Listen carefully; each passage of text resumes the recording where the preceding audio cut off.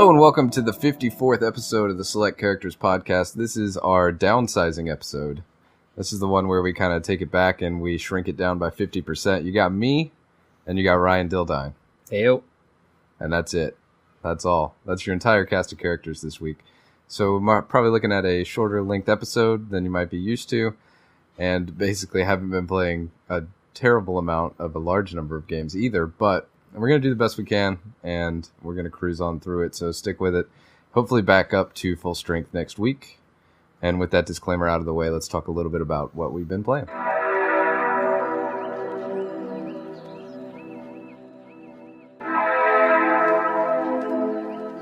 And for those eagle-eared listeners out there, you may have noticed I said this was 54. This is actually 55. So let's adjust the record retroactively, and I doubt that it's going to mess up your spreadsheets that much. Just make that little change. It's been another great week for video games. Let's talk about what we've been playing. Let's start with, I don't know, spin the wheel. Ryan, I guess. Yeah. It's been a super slow week for me. My wife and I are remodeling our new place and I'm moving into the new office. And so that's been pretty much eating up all of my time. I played a little bit of Rocket League. We sit down every night and play, I don't know, maybe an hour or so, hour or so of hoops, just because that's our favorite game mode, and listen to music. So that's what I did this week. I didn't even get to download Overwatch, which I'm going to do probably today or tomorrow. But I was just so swamped this past week, which is unfortunate, but that's how it goes. It's gonna lead to a better all living situation. So I'm excited for it. But what were you up to this week, Sam? This week I played a lot of Overwatch, and what I should have done is done my due diligence and sort of played a few other things just to touch them.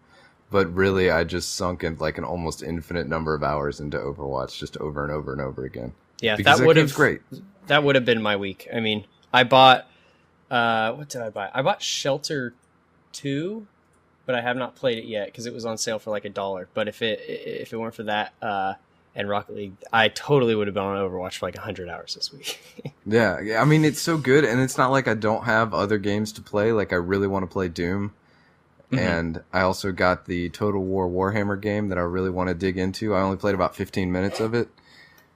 But it's just like you start playing Overwatch and you're playing with some of your friends, and then when they leave, more of your friends are on. Yeah, for sure. Or nobody left, and it's just like this rolling tide of friendship that never stops. Yeah. And what was one of the greatest strengths of that game almost becomes a weakness. Yeah, because you can't get away from it. Yeah, you just can't break away. But I guess I could tell you Total War Warhammer seems pretty cool. It starts with an old guy reading a book, which I think there's a lot of video games that do that. Uh-huh. Or at least it felt very familiar to me. Yeah. I can't name the other ones off the top of my head. I bet it was one of the Diablos or something, but always an old guy reading a book. But man, dude, just Overwatch is so clean and it's so good.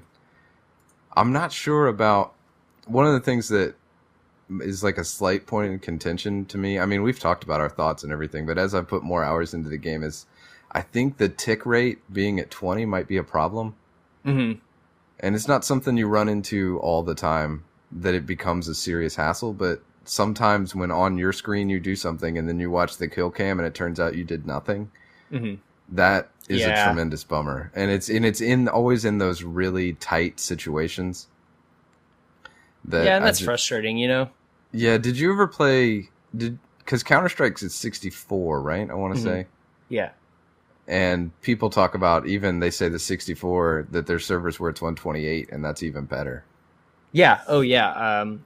I've heard... I mean, that's one of the, like... I guess it's a meme now within Counter-Strike is, like, you died because of the 64 rate servers, tick rate servers, or, like, you didn't get a kill because of that or something. I mean, I don't think I was ever good enough to really notice it. Mm-hmm. I'm sure there's people out there who do, and it's enough to change their game. But like, I wasn't super good at Counter-Strike, so it's like I just shot at the guy. You know, if I killed him, I killed him. If I didn't, I didn't. Who cares? Yeah, exactly. That's how I feel. Like 99% of the time in Overwatch, it's not even a big deal. You know what I mean? Yeah. Just don't care. But then there's that 1% of the time where you think you shot somebody before they went behind a wall. Although, actually, it's the other way around, I think, because how does it work? It favors the shooter, is what I want to say. So basically, if you click somebody on your screen, regardless of what they think is happening, you get the shot. Yeah. And like I said, 99% of the time, no big deal. Doesn't even matter. But when it comes down to those really tight situations, that's when it seems like it's frustrating. But whatever. It's not a deal breaker. It's just something that kind of becomes more noticeable the more you play it. Yeah. And I'm sure it's very frustrating for people who are really into the game. I'm not super into it. Like I don't crave being really good at Overwatch. I just want to play it. But I don't know. I feel like those really tight situations, like how often do they come around? And unless you're playing competitively, I mean, even if you are playing competitively, it's like a 1 out of 30 times, like you'll get a tight situation where you suspect it was a tick rate issue. Like, yeah, not even a big deal. Yeah. But yeah, the game's still good. I don't really know what to say about it that I haven't said already. Mm-hmm. But it's very, very choice. Yeah, I'm very eager to get back into Overwatch, and I'm gonna do so as soon as I can. So that's what we've been playing, and that's it. that's what we got. Let's try and dig up a couple of news items and see where we go from there.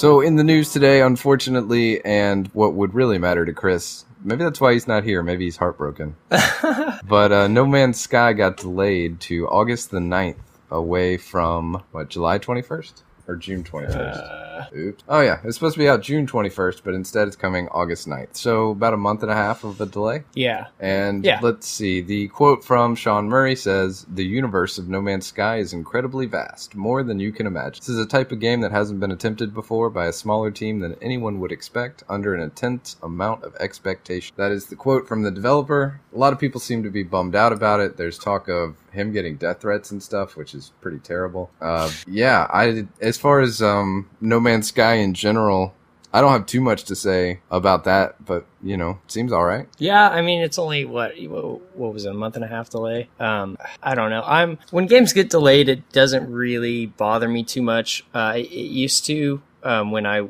was in high school, and I focused on games a lot as a part of my free time, like in terms of just following everything in general. And it's a little outrageous, some of the things that I see people saying. Like there's this one comment, and I feel like I really need to read this. It's it's in all caps, and it's just in the comment section on one of the articles about it. And it says, "Get your act together. I pre-ordered No Man's Sky a month before the release date, but it's okay. Thank you for screwing me over and putting false hope in the hearts of people around the world. What a serious letdown. Not to mention this game was supposed to be released in 2015, but it's okay. Fuck you. Goodbye." All right. Bada bing, bada boom.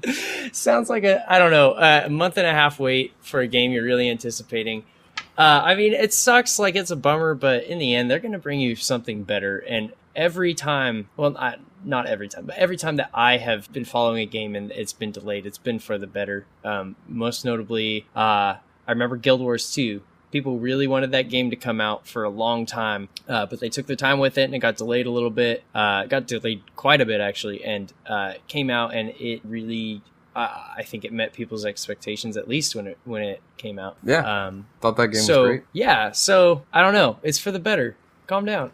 Yeah, I feel like I almost at this point, like I could blink my eyes and then a month and a half would disappear. So like to me, it's not a big deal. Like what did Stephen King write? Time is a pretty pony with a wicked heart. Like it's just a month and a half would disappear in a flash for me. I feel like it's still January right now. Yes. So there's so many good games out. Yeah, I get that that's the one you're excited for, but I don't know. I think in general, take your time and get it right is the way that I feel about video games. I got patience, not a big deal. Yeah, and I see another guy who's upset in a little more rational way, and he's saying he's really considering canceling his pre-order the delays, and it's like, well, you have the option to do that, so if you're that upset, just cancel your pre-order. Yeah, like, they're not going to run out. You could still buy it again later. I guess show your protest however you want, but I guess it depends on what they're fixing and blah blah blah and whatever. I don't know.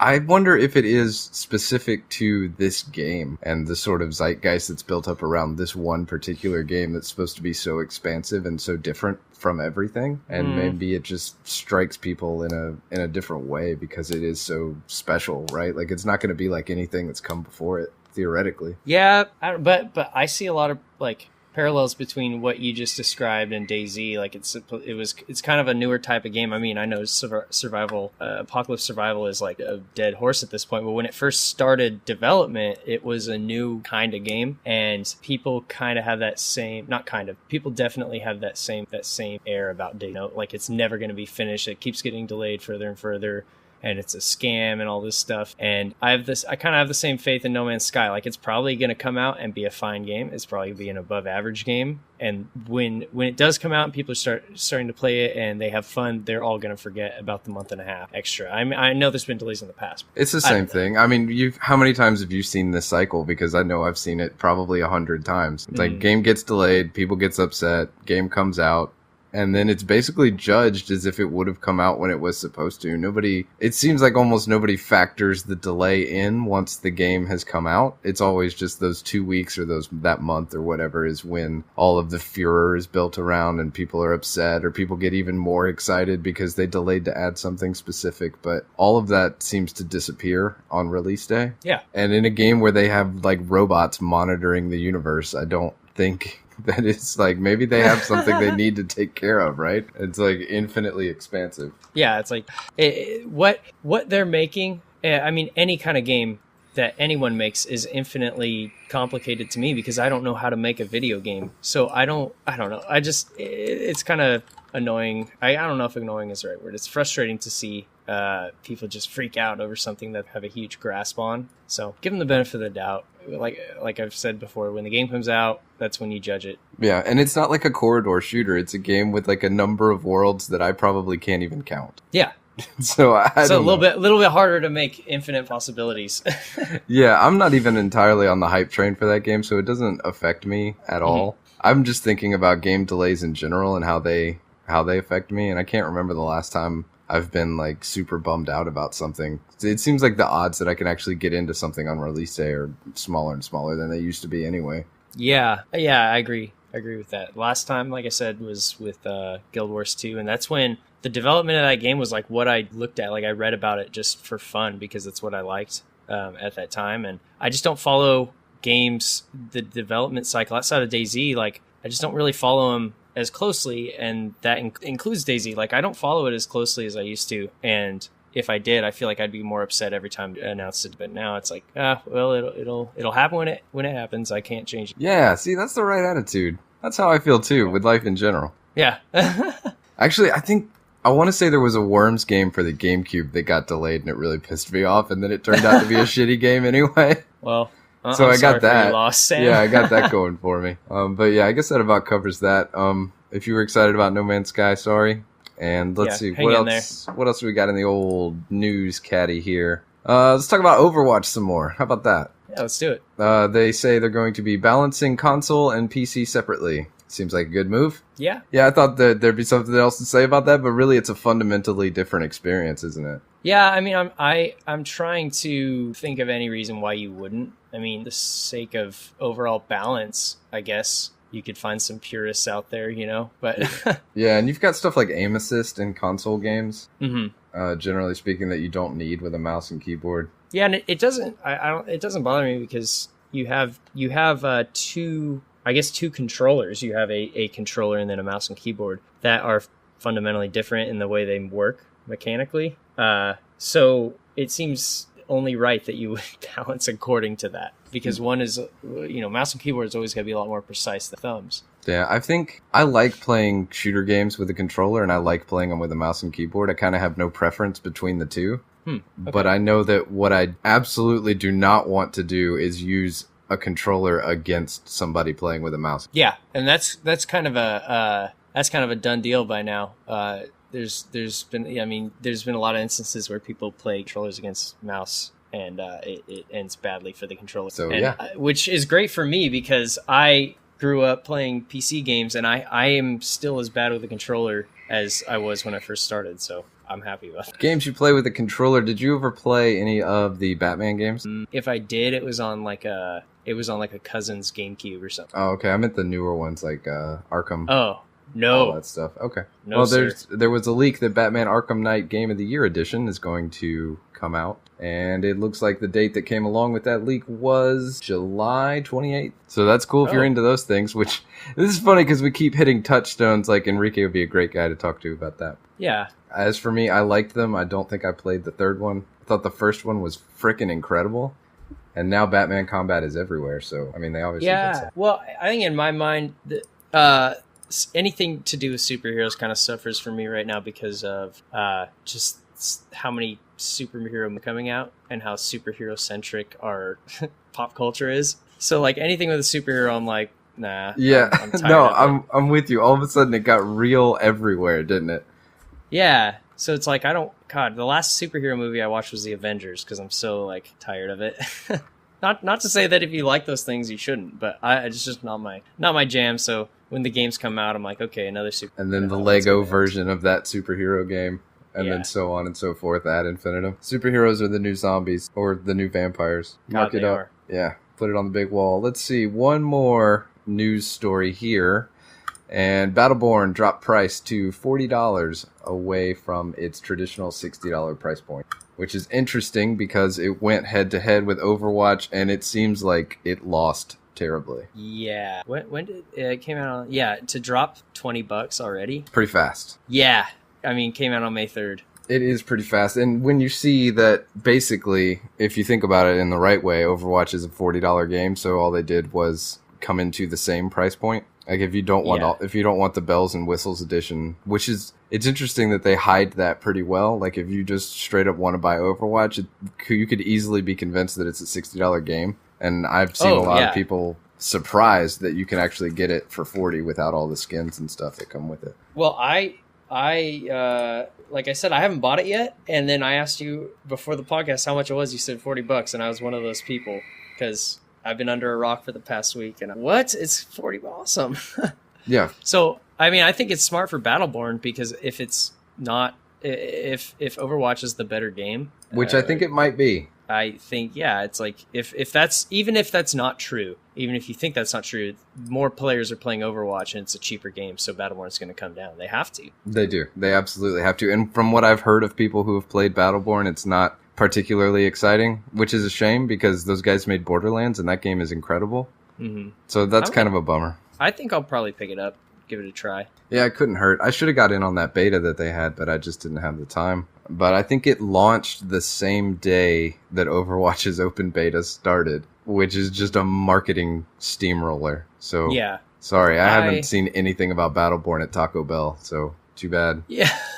Do you think Battleborn and Overwatch are going to bring in this, not, I guess it's not a new thing, but like this trend of this 5-on-5 kind of wacky first-person shooter? I think that'd be fine. I know that we used to have a lot more of them. Like my quote for Overwatch is that it feels like they put the year 2000 in a box and sold it to me.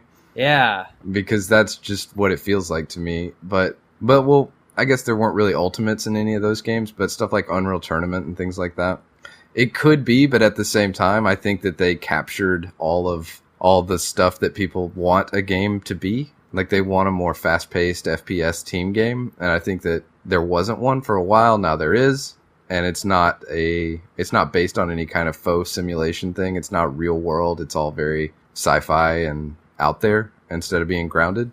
And it's cool, and it's awesome to have another one, but I'm not sure that there could be any type of resurgence because something would have to come out that is better than the ones that are currently there. And I think you're seeing that in the MOBA stuff right now. Like new MOBAs are trying to come out all the time and just, I'm not even sure if they don't make it. I think new MOBAs come out all the time and hang on somehow. But yeah, I don't know. I kind of think we'll see a little bit of resurgence in that. Like Overwatch is going to be the League of Legends of this genre, and that's what most people are going to play. And then you're going to have Battleborn, which I don't know if Battleborn is the one that fits in this. It's like a little more MOBA-y than Overwatch. Okay. Like there's creeps and stuff, but it's not a straight up FPS. But I still don't think that anybody's nailed the kind of shooter MOBA combination as well as Super Monday Night Combat.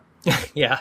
which was way ahead of its time, and I will keep saying that forever if I have to. But Overwatch is a completely different game than that, and anybody who is expecting more MOBA elements in there is going to be sort of sorely disappointed. Yeah. And right. for me, at least, it's not like something like CRPGs or something. I need like 5 or 6 of those. Like, keep them coming, no problem, because they're almost like one-off experiences. Like, once you're done with them, you're done. But something like Overwatch is, okay, I want to play a fast-paced team shooter. And you play the same one until a better one comes along, basically, is the way that genre works for me. And I just don't see anybody supplanting Blizzard in that particular category. Yeah, I don't see it either. And kind of going back to something you said earlier, you were talking about how you think Overwatch is a $60 game. And when I look at that game, like I'm pretty sure I'm going to get at least 500 hours. That's probably fair, yeah. So it's like, to me, I'd pay $120 for a game I knew I was going to get 500 hours out of. So that's why it being at $40 is so awesome. And I think even I bought the $40 thing, but I think for me, Overwatch is almost like a $75 game now because you can buy those loot boxes. Mm-hmm. So it's the actual cost of Overwatch is kind of hidden once you actually start playing it. You don't need those things by any means, but like what's $5 here and there to get some like skins and stuff like that. Yeah, and that's something I have to be careful about getting pulled into, because I got pulled in hard with League of Legends and pretty hard with Counter-Strike too. Yeah, Counter-Strike is a big one. And it's funny because at the face of it you think, I don't need that stuff. Like, what is this? It's an orange and white op. Who cares? No big deal. Mm-hmm. And then all of a sudden it like a little seed gets planted in your brain and it starts growing on you and you're like, well, green is a little boring, isn't it? That's funny because I got a Op Asimov in a case one time and I was like, oh man, now I want Asimov everything so I can be the Asimov guy. And I went and bought like Asimov P90. Yeah, wasted money. It just looks cool, man. I mean, it's just cosmetic stuff, so it's nothing you can be upset about microtransactions wise. But for some reason, I just find myself wanting it. Yeah, same. What are you going to do? All right, well, that wraps up all the news items I got, unless you have anything. No, man, I've been under a rock this week. All right, well, we'll let you get back under your rock, and I'll roll through this outro here. Let's see, this has been episode 55 of the Select Characters podcast. If you thought I said 54, that was you, not me. That's your problem. You can find us on social media all over the place, reddit.com/r/selectcharacters. You can tune into our YouTube channel where Ryan puts stuff up, but he is very, very busy, so we're going to let him have a little break. So don't expect too much new stuff on the channel for a little bit. Real life's got to take, priority. Yes, sir. And other than that, let's see, we got a Twitter, we got a Facebook. You can leave us a 5-star rating on iTunes. We do appreciate it. And send us an email. Love to hear from you. selectcharacters@gmail.com. And we'll give you a shout out, read your questions, talk about that stuff. Please do that. And that's about all I got for this week. And we will see you next time.